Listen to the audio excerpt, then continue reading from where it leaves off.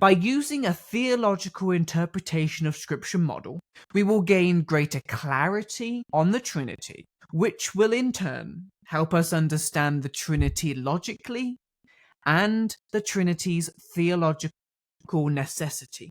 Here's it broken down in 7 stages. First, we're going to look at how the Bible reveals the Trinity. And it's important to start here because without the Bible, we don't get the Trinity.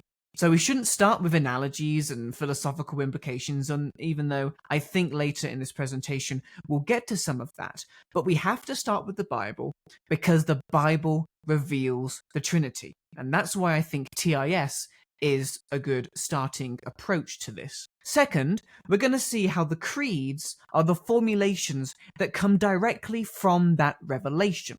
They're not just creeds made up by the church because they thought that the creed sounded good or it made God the way they wanted God to be, they being the early church who were formulating these creeds. No, it came directly from Scripture.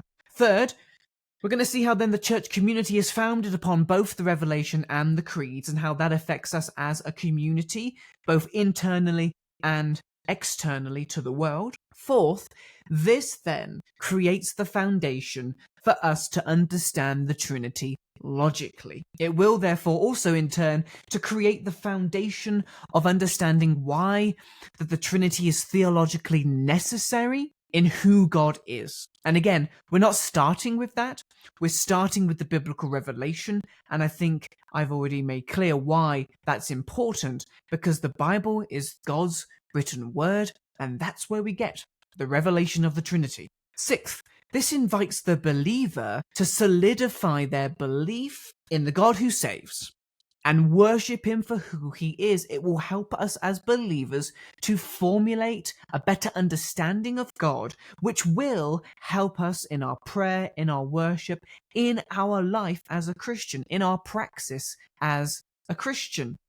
And then it will also create the key evangelistic tool to come and invite unbelievers to taste and see that the Lord is good. So by these 7 steps, I think what we will find, and what I hope you will find, is an understanding of the Trinity that will be beneficial for the church, and it will be beneficial for those outside of the church.